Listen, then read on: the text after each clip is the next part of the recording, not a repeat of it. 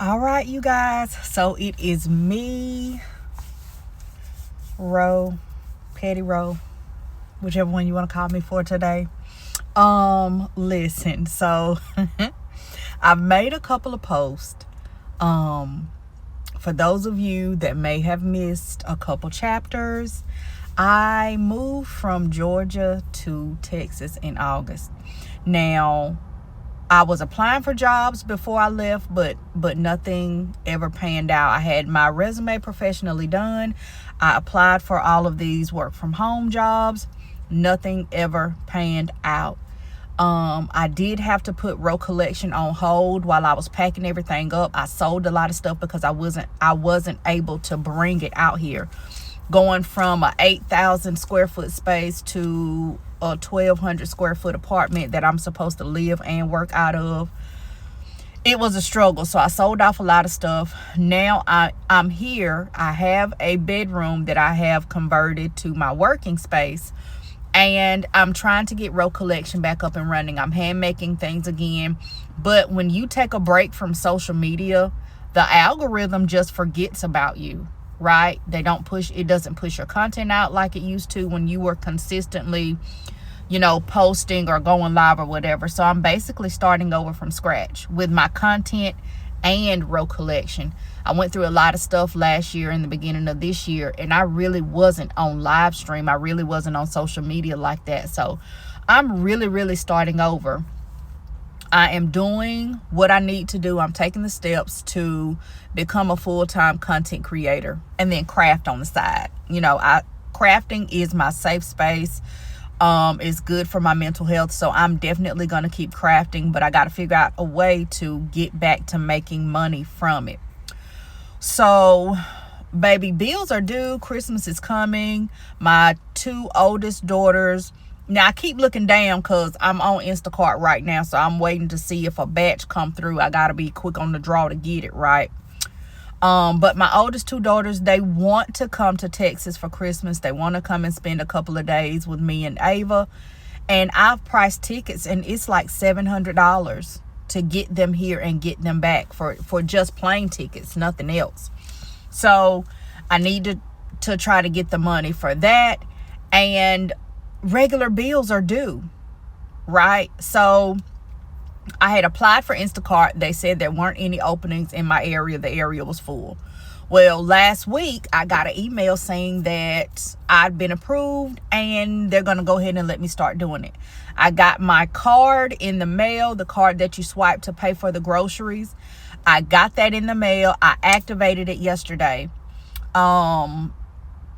Today I guess it just sat in. I had a phone call with a family member, and it's some things going on, and I said, you know what, I gotta get some money coming in. Let me see what this Instacart is about. Now, I've been hesitant about doing it because, like most other people, I'm afraid of new stuff. Well, I'm not gonna say I'm afraid, but I'm just a little bit anxious about new things, new experiences, right? So I was like, well, what if I don't pick it right? What if I don't do this? What if that, or whatever? So I was like, you know what? I just got to do it. I got to do it the first time so that I can see what it's like and get out of my head. It wasn't that bad. I got dressed, I got in the car, and I went and pulled to the front of my apartment complex, and I sat there. And I hit go online. Because on your phone, on the app, you can either be online or offline. You're offline, that means that you're not taking any batches. You're not open for business.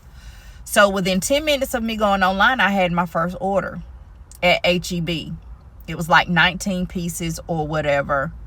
And me not knowing what it looks like, how to read everything, I just took it. Because I knew where the HEB was. So I just took it, and I got to get whatever under my belt. So I just took it. I didn't know nothing. So when I got here, I just started going through the prompts, and I'm thankful that Instacart takes you through everything. For your first one, it lists out everything. Okay, next you're going to do this, click this button. When you find the item, scan it, or click on it. It'll ask you how many you got. It'll ask you what the weight of the vegetables are. It tells you step by step how to handle each item. I'm thankful that because I don't know these stores like that, I haven't been in them enough to know the layout of the stores. For each item, it gives you the aisle number and the shelf number. Well, at least for H-E-B it did. So that was very helpful. There were a couple of items where it was like aisle 87. There is no aisle 87. But that means like it's one of those displays like in the middle, like you might have the produce section and you got different stands with different things in it. They do each one of those like as an aisle, but you just got to figure that out, or you got to ask somebody that works there, which I ended up having to do. But for the most part, it's very helpful the way that they have it set up with Instacart. A couple of things, I did have to find substitutions, but all I had to do was click that it was the original item wasn't available. Here's a substitution that I found, or they already had a substitution when I went in to click that it wasn't available. They gave me a substitution. It's easy to reach out to the customer through the in-app texting. So I thought that was very useful. So for my first time, even though I'll come in here 2 days before Thanksgiving, and it is absolutely nuts in that grocery store. People not knowing what they want to get. They're just standing in the middle of the aisles. Like, it was a mess, but it was a good experience.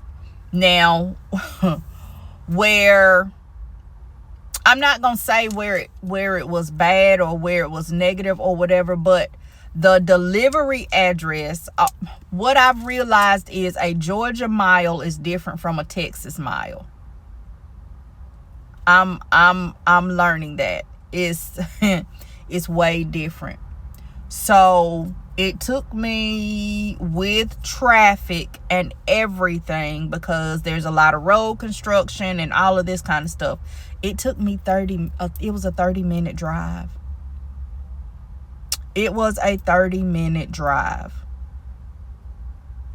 So, like, that's the only thing that I could say was negative about it, was the drive time to get it delivered. So I'm having to figure out, like, how can I tell before I accept it how far the drive time is, or things like that. But then you don't want to be too slow looking up all these stuff, because then the batch will get gone, right? So I'm gonna have to try to figure that out.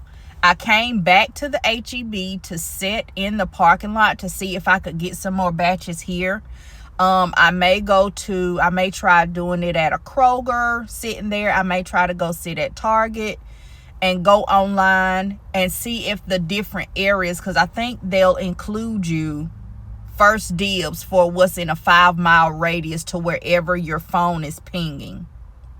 So I'm going to try those other different stores that are a couple of miles apart from where I am now and see if I have better luck. I'll see if I have better luck in the mornings than in the afternoons, or maybe I can try at night, which I would rather not be out driving at night, not knowing where I'm going, but it may be something that I can just test out and see.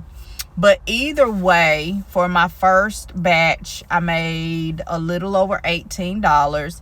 That includes what Instacart gave me for the batch, and then the additional tip that the customer gave. So $18.54, I think it just said, for that first batch. It did take me a while to get it done. So if you break it down for the time that it took me to shop everything and to get it delivered, would some say that it wasn't worth it? Maybe. But I got my feet wet, and now I know what to look for to determine whether I want to take a batch or not. And I know what I need to do to make it better. But anyway, that's all I got for y'all today. Comment down below if you got any tips, if you do Instacart. And I guess I will see y'all later. Bye.